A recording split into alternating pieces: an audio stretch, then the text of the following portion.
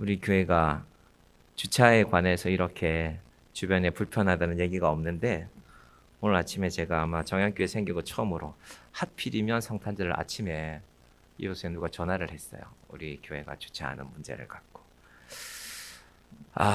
그래서 제가 좀 마음이 많이 쓰였어요. 그런데 예수님이 오신 날인데 그런데 마음이 쓰이면 안 되는데 제가 자세한 말씀은 제가 주일날 드리겠지만은 그래서 우리가 좀 연말이라서 내년에 다양한 일들을 준비하는데 이게 우리 교회가 좀 잘 되려고 하니까 오늘도 이렇게 많은 분들이 오셨는데 제가 고백할 것은 제가 이렇게 새로운 분들이 여러분 오실 거라고 제가 생각 안 했었거든요. 그런데 어젯밤에 오실 것 같아요. 한 분, 두 분 이렇게 생각이 나서 제가 그래서 본문도 원래는 17절까지였는데 여러분이 마태복음 1장에 있는 말씀들을 낳고 아니 교회가 무슨 산부인과도 아니고 왜 이렇게 낳고만 있냐라고 할까봐 제가 6절까지로 줄여놨습니다. 성경에는요 구약 성경이 있고 신약 성경이 있는데 혹시 들어보셨어요? 오늘은 제가 처음 오신 분들과 또 아이들을 중심으로 좀 말씀을 전해야 됩니다. 성경에는 구약 성경이 있고 신약 성경이 있는데 혹시 여러분 들어보셨어요? 구약은 오래된 약이고 신약은 새로 나온 약인가? 뭐 따져보면 그렇긴 한데 구약은 예수님이 태어나시기 전에 말씀들을 구약이라고 하고 신약은 예수님이 태어나신 이후의 말씀들을 신약이라고 합니다. 그러면 성탄절의 의미가 뭔지 아시겠죠? 성탄절은 예수님이 태어나심으로 구약 성경하고 신약 성경하고 나눠지는 기준이 바로 예수님입니다. 여러분 이게 사실은 세상의 기준입니다. 왜 목사님 예수님이 세상의 기준입니까? 여러분이 그 날짜대로 살고 있잖아요. 2025년 12월 25일 무슨 날입니까? 부처님 나신 날 아니잖아요. 부처님 나신 날은 아마 2561년인가 뭐가 좀 붙여야 될 겁니다. 이슬람은 아마 그거보다는 훨씬 짧죠. 한 700년 짧죠. 세상의 기준은 누가 뭐라 하든 예수님을 기준으로 우리는 살아가고 있습니다. 근데 사실은 그걸 잘 인정하지 않아요. 제가 성탄절 날 우리 동네에서는 어디가 제일 바쁠까 하고 쳐다보니까 여러분 보기에는 성탄절 어디가 제일 바쁜 것 같아요? 좀 바쁜 사람들 못 봤어요, 성탄절 날? 다이소가 성탄절 얼마나 바쁜데요. 물건을 하루에도 2번씩 바꿔요. 다 빠져나가기 때문에 하루에 오전에 100개, 200개 채워놔도 그래서 혹시 사업하시고 같은 분들이 있으면 다이소 같은 걸 하나 더 만드실 수 있으면 좋을 거예요. 쉽지는 않겠지만 또 어디가 바빴을까? 성탄절 날 어제 저녁 때 보니까 오후부터 보니까 주로 아마 어린 아기가 있는 집들인 것 같은데 엄마들이 아빠들이 케이크를 많이 사서 가더라고요. 그래서 저 우리 동네도 파리바게트 앞에 보면 케이크만 따로 보관하려고 텐트를 하나 만들어 놨잖아요. 그죠? 제일 바쁜 데는 저기구나.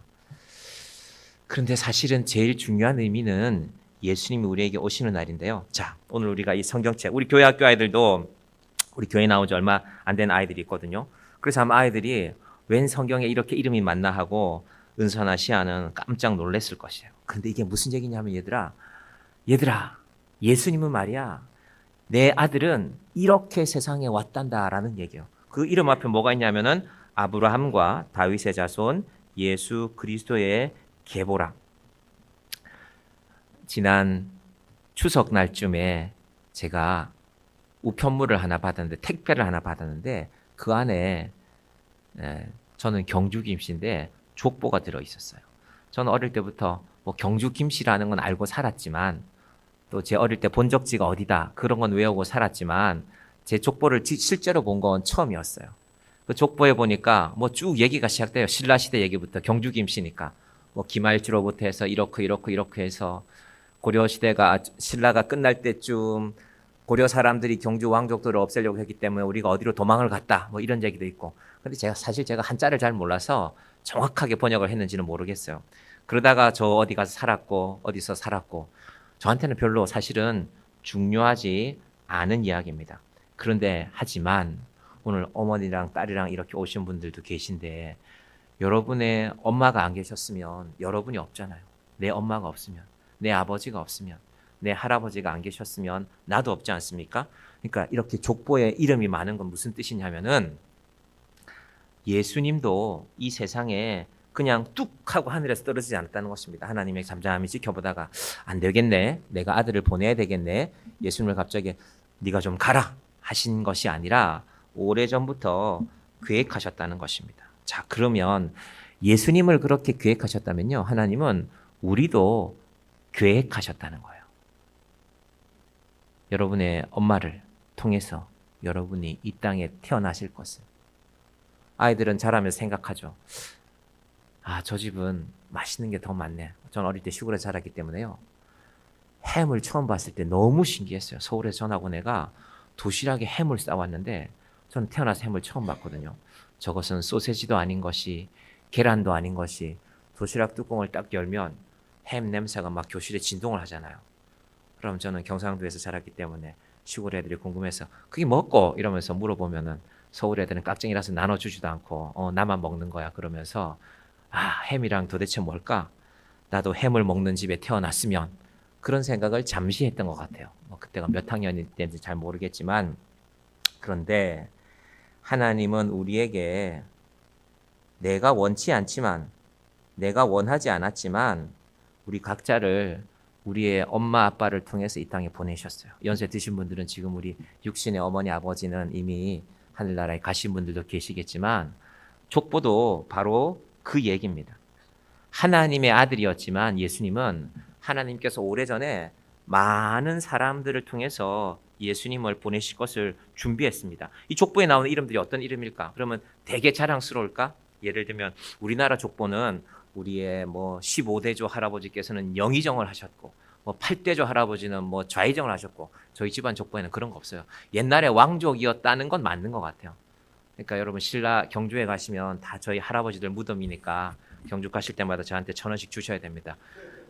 저희 할아버지들 무덤을 여러분이 보시고 그렇게 경주를 구경하시는 거니까. 그런데 그게 중요한 게 아니라 왜 이런 많은 이름들이 나올까? 이분들의 역사, 삶이 다 화려하고 찬란하고 멋있고 그런 게 아니라, 아브라함은 고민이 많았어요. 아브라함은 자기 고향을 떠나야 했고 오랫동안 자녀가 없었고, 다윗 왕은요, 오늘 시작이 아브라함과 다윗이었잖아요. 다윗은요, 목동이다가 왕이 되었는데, 왕이 된 건 너무 좋죠. 근데 아들이 반란을 했어요. 반란을. 아들이 반란을 했다는 거는 아버지를 죽이고 내가 왕이 되어야겠다는 겁니다. 여러분 혹시 인생에 그런 일이 있었습니까? 내 자식이 나를 죽이고 내가 왕이 되겠다. 이 두 사람은 바로 그런 사람이에요. 그런데 그런 사람들에게서 예수님이 태어났다고 말씀하고 있습니다. 사실은 이 족보에는요, 흠이 있는 이름도 많이 있습니다. 특별히 이 족보에는요, 5명의 여자들의 이름이 등장합니다. 여자들이 누굴까 혹시 아는 분 계세요? 자, 3절 한번 보시겠어요? 유다는 다말에게서 베레스와 세라를 낳았는데요. 자, 유다는 남자고 다말은 여잔데, 근데 다말이 유다의 며느리예요. 어머나 어머나, 오늘 내가 교회 한번 오라고 해서 왔더니만은 세상에 성경에 그런 책이었어? 시아버지하고 며느리 사이에 자식이 태어나면 돼요, 안 돼요? 돼요라고 하셨어요? 아주 여러분 쿨하신 분들인데요. 이런 쿨하신 분들이 우리 교회에 계셨구나. 안 되죠. 그러면 그 자식을 아들이라고 불러야 돼요, 손자라고 불러야 돼요? 한때는 자기 아들과 함께 살았던 여인인데. 여러분 성경은 이런 이름을요 숨기지 않는다니까요. 만약에 여러분 집안 족보면 이거 뺐을 거예요. 아, 야야 부끄럽다, 그거 남들이 욕한다, 그런 얘기를 왜 집어넣느냐. 여러분 우리 인생도 하나님이 부끄러운 이야기를 우리는 숨기고 싶어요. 아유, 나 그런 거 얘기 안 할 거야, 싫어. 하지만 하나님은 그 부끄러움을 통해서도 우리 인생을 만들어 가시는 분입니다. 5절 보시면요, 살몬은 라합에게서 보아스를 낳고. 라합이라는 사람 앞에 원래 성경에는 별명이 하나 붙어요. 뭐가 붙는지 혹시 아세요? 기생 라합. 좀 다르게 풀이하면 저희 시골에서는 어릴 때 아유 술집 여자잖아, 술집 여자, 그런 말을 하면서 막 싸웠던 것 같아요. 술집 여자처럼 입술을 빨갛게 그려갖고 내 남편을 유혹했다고 막 부부싸움 하던 얘기가 들려요. 동네 아줌마들이 모여갖고. 기생 라합, 빼고 싶은 이름이죠. 죄송하지만 저 할머니나 여러분 할머니 가운데 기생이 있었어요. 여러 남자 품에서 놀아나던 사람이. 그거 우리가 받아들일 수 있습니까? 근데 성경은 그분이 바로 예수님의 조상이었다고 말해요. 무슨 말일까요? 오늘 제가 성찬식 하기 위해서 이 옷을 입었거든요. 예수 믿는 것은 우리가 뭘 뛰어나게 잘해서, 성적이 좋아서, 공부를 잘해서, 내가 세상에서 업적이 좋아서, 세상 사람들이 다 나를 칭찬해서, 그래서 예수 믿는 게 아니라는 겁니다. 그래서 여러분, 우리가 교회 오시면 그렇게 자랑할 것이 없습니다. 왜냐하면 하나님이 우리를 구원하시는 것이 교회에서 일어나야 될 사건인데, 그게 우리가 뭘 한 것 같고 결정하지 않는다는 겁니다. 그래서 족보는 이 얘기예요. 얘들아, 족보를 잘 봐라. 실수한 사람들 이름이 족보에 가득하단다. 우리는 때로는 내가 한번 실수하면 아유, 하나님이 나를 버리셨나? 내 인생은 왜 이러나? 그렇지 않다는 얘기를 하는 겁니다. 괜찮아. 이런 실수를 한 사람들도 하나님이 다 받아들이셨어. 무려 누구로? 예수님의 조상으로 받아들였다는 겁니다. 염려하지 말라는 겁니다. 그래서 족보에 이 5명의 여자의 이름이 빠지지 않습니다. 제가 경주김씨 족보를 보니까요, 여자들은 처음에는 기록도 안 하다가 나중에는 아니 엄마가 없는데 어떻게 아들이 태어날 수 있습니까? 그러니까 여자분들은 이름만 적어놨더라고요. 강 누구 박 누구 이 누구 해놓고는요 고향만 적어놨더라고. 청주인, 그럼 청주 사람, 뭐 충주, 뭐 경주, 안동, 고향 하나만 적어놨어요. 우리 지금 대부분이 여자분들인데 우리 지금 남자들 몇 명 없잖아요. 성경은 여자분들의 이름도 빠뜨리지 않습니다. 특히나 예수님의 육신의 어머니인 마리아가 어떤 분인가? 결혼하기 전에 아들이 태어났어요. 요즘은 이게 뭐 별 문제가 아니라고 말하지만 예수님 당시에는 치명적인 문제였습니다. 아니, 처녀가 애를 낳대 라는 게 바로 예수님 어머니예요. 그런 사건이 성경에 기록되어져 있다니까요. 모두가 사연이 많은 사람들, 기생으로 살았던 여자, 외국인이라서 인정받지 못했던 사람, 상처 입은 여자, 남편도 없는데 결혼도 안 했는데 아기가 태어났는데, 예수님의 이야기입니다. 그 모든 여인들의 이름을 성경은 빼놓지 않습니다. 그래서 여러분 혹시 세상에서 난 인정함을 받지 못해요, 억울해할 필요 없습니다. 하나님께서 여러분을 구원하시는 데는요, 그게 별로 상관이 없습니다. 난 인정함을 받지 못해. 교회도 때때로 사람을 자랑할 수 있죠. 저도 그래서 가끔은 우리 교회에 뭐 트로트 가수 누구죠? 유명한 사람? 경복대학교 나온 사람 이름이 누구죠? 임영웅. 그렇지. 임영웅 같은 사람이 와서 우리가 이렇게 오늘 찬양을 했지만, 우리도 잘했지만 우리보다 그 사람이 노래를 조금 잘하잖아요. 그죠? 뭐 큰 차이는 없지만 그런 사람이 와서 찬양을 하면 아마 난리 날걸요. 아마 남양주 경찰서에서 주일마다 우리 교회 앞에 와서 교통 통제해야 될 거예요. 주차 단속하고 이래야 될 거예요. 차가 아마 수백 대 수천 대가 몰려들 테니까. 그런데 하나님의 구원은 그런 유명한 사람의 승리가 아니라, 강한 자의 승리가 아니라 평범한 사람들, 때로는 인생에 부끄러운 이야기를 지닌 사람들을 통해서 하나님은 그분의 백성들을 구원해 가십니다. 어제 우리가 집사님 두 분과 함께 우리 교회에서 많이 가지는 않고요, 조용히 우리 근처에 있는 한 이 장애우들과 함께 살아가는 곳을 다녀왔어요. 자세히 듣지는 못했지만, 짧은 시간 대화를 나눴지만, 대체적으로 어린 시절에 장애가 있는데, 여러분 우리나라에 사회복지라는 말이 생긴 지가 얼마 되지 않았어요. 처음에는 동사무소에 사회복지사가 1명, 2명 앉아 있다가 지금 가보면 사회복지사가 더 많죠. 일반 행정직보다. 주민등록도 해주고 이런 사람보다 사회복지사가 더 많은 나라가 됐어요. 사회복지라는 말이 있기도 전에 자녀가 태어났는데 감당할 수가 없어요. 장애가 있는데. 그래서 이런 아이들을 누가 맡아줄 수 없을까 하고 이제 여자 전도사님이셨는데, 그래 내가 1명만 한번 맡아서 좀 돌봐줘야 되겠다. 엄마가 너무 힘들어하니까. 이렇게 해서는 아이가 살 수 없으니까. 여러분, 장애로 태어나면 가정의 여러 가지 상황들이, 경제적인 문제는 포함해서, 경제적인 문제도 포함해서 여러 가지 일들이 어려워집니다. 그래서 이분이 30여 년 전에, 35년 전에 그래 1명만 데리고 있자. 소문을 듣고 또 1명을 데려온 거예요. 아유, 뭐 1명 데리고 있는데 1명 더 데리고 있지. 그렇게 해서 지금 17명이 모여서 생활하는 곳에 다녀왔습니다. 쉽지 않지요. 저는 모르고 갔는데 어제가 마침 그분들이 1년에 한 번 부모들이 자식을 찾아오는 날이더라고요. 1년에 한 번. 그래서 특별한 날. 그래서 찬양도 준비하고 그다음에 좋은 음식도 준비해서 우리 교회에서도 잡채도 만들어가고 과일들도 사고 떡도 사고 했는데 여러분이 선교 헌금하신 것으로 잘 준비해서 가서 또 이렇게 많지 않지만 전해드리고 왔습니다. 우리는 사실은 처음에는 제 마음은 우리가 작은 사랑을 나눠줘야지. 근데 가보면요, 우리보다 그분들이 훨씬 찬양도 잘하고 훨씬 표정도 밝고, 우리가 오늘 찬양팀이 찬양을 하는데 우리가 찬양을 잘 몰라서 그럴 수도 있지만 우리가 그분들한테 배울 게 많습니다. 그래서 예수님은 하나님은 이분들 속에 함께 하는구나. 어제 오명숙 집사님이 그랬나요? 천사들이잖아요. 천사들. 예, 천사들입니다. 하나님께서 그 연약한 자들 가운데도 구원의 소식을 전해 주십니다. 여러분, 우리 기회가 되면 함께 그분들 만날 수 있는 기회가 있기를 바랍니다. 가슴 아픈 이야기는 엄마나 아빠가 한 번씩 찾아오기는 하는데 1년에 한 번 그래도 자식 보러 와야 되지 않겠습니까 해서 오기는 하는데, 그 잠깐 만나는 순간인데도 끝까지 자식의 얼굴을 안 보고 가는 분들이 있대요. 딴 데만 쳐다보다가. 여러분, 세상에는 그런 아픔들이 있습니다. 여러분이 지닌 아픔, 우리가 지닌 아픔, 우리 다 아프죠. 아프지 않은 사람이 어디 있습니까? 그런데 하나님은 그런 아픔 속에서도 한 사람 한 사람을 구원해 가십니다.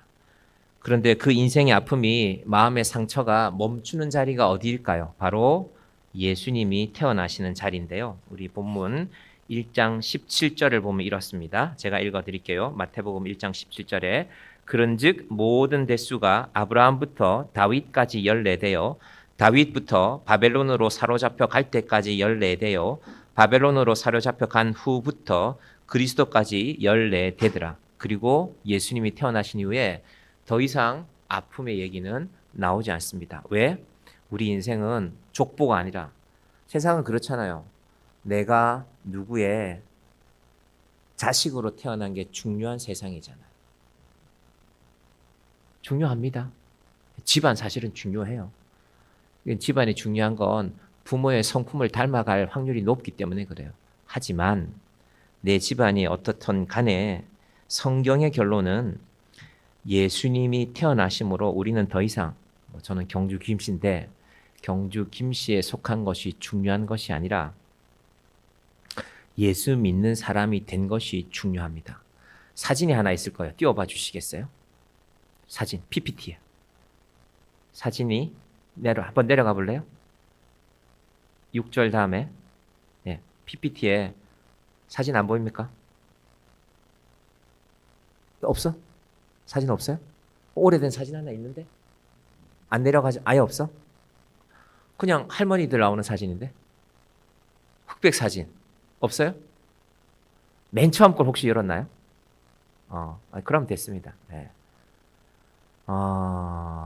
저한테 그 족보를 보내신 분이 저의 작은 할머니 되시는 분인데, 그분이 그 족보 속에 같이 오래된 사진들을 좀 보냈어요. 그러니까 제가 저희 집에서 따져보면 장손이니까 이제 이거는 족보도 네가 보관하고 저희 이제 증조 할아버지 기록들도 제가 보관하라 해서 보낸 것 같아요. 거기 보니까 저희 증조 할머니가 1930년도에 찍은 사진이 있었어요. 이분이 1900년생이니까 1920년 되겠네요. 저희 증조 할머니라고 부르지만 24살, 25살 때 사진이에요. 저희 증조 할아버지는 결혼한 지 얼마 안 됐을 때. 제가 왜 증조 할머니를 기억하냐면은 이분이, 제가 초등학교 1학년 때 입학을 했는데요. 저희 초등학교 선생님을 찾아왔어요. 요즘 말로 하면 이제 로비를 한 거죠. 뭘 들고 찾아왔냐? 계란. 그때는 계란이 귀했나 봐요. 저도 기억나요. 대나무가 바구니 같은 거 안에 그때는 계란을 막 지포로 쌌어요. 어릴 때 계란을 못 드셨죠, 그죠? 계란이 엄청 비쌌거든요. 저도 잘 못 먹었어요. 그런데 그 계란을, 근데 사실은 계란이 그 당시에도 그렇게 막 비싼 물건은 아니었을 텐데, 그 계란을 싸서 와서 이놈이 우리 장손인데 제가 이놈을 잘 부탁한다, 그러셨던 게 기억이 나요. 그래서 할머니가 왜 학교로 오셨나? 저는 뭔지도 모르고. 근데 좀 지나고 나니까 할머니가 이제 집을 떠나셨어요. 병원에 가셨어요. 암이셨거든요. 그래서 그렇게 몇 달 투병하시다가 돌아가셨어요. 저는 그게 할머니 본 게 마지막이었거든요. 제가 어제 이 족보라는 말씀을 읽다가 그 할머니는 저희 증조 할아버지네는 경주 김씨네는 가난했어요. 그러니까 예수 믿었기 때문에 더 가난해지기도 했고, 근데 그 할머니네는 경주 김씨와는 좀 이 분위기가 달랐어요. 통영 사람이었거든요. 통영 사람인데, 통영하신데, 진양하신데, 통영에 살았는데 밀수하는 집안이었어요. 밀수. 뭐 이제 신고해도 안 됩니다. 시간이 너무 많이 지났기 때문에. 밀수해서 한때는 우리나라에 들어오는 비싼 시계는 다 그 집 안에서 들어왔대요. 롤렉스 이런 게 있잖아요. 여러분 집에 혹시 하나씩 있는지 모르겠어요. 저희 집에는 없지만. 그래서 대한민국에서 야, 비싼 시계 하려면 그 통영의 하시내에 가서 구해야 된다. 6.25 전쟁 때. 그리고 배가 있으니까요. 배는 물건도 실어 오지만 주로 일본하고 왔다 갔다 했는데 아들들을 일찍 일본으로 보냈어요. 일제시대 때는 일본에 가도 문제가 안 돼요. 왜? 조선 사람도 일본 백성이었으니까. 그렇잖아요. 그러니까 뭐 우리가 말하는 불법 입국 이런 게 아니에요. 그냥 살면 되는 거예요. 너 조선에서 왔구나.